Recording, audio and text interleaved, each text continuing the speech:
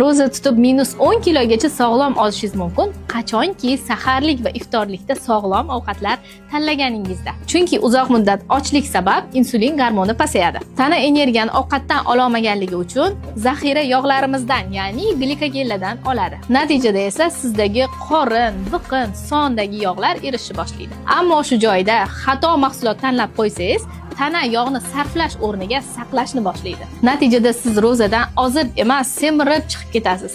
Agar siz ro'za amallarini to'la-to'kis ado etib, yana kamida -10 kilogacha sog'lom ozib ro'zadan chiqib ketishni xohlasangiz, aynan sizni men ro'za Ramazon ozish marafonimga taklif qilaman. Bu ozish marafonim boshqa marafonlardan farqi shundaki, bir oyga to'lov qilasiz, ikkinchi oy esa bepul men bilan birgalikda shug'ullanasiz.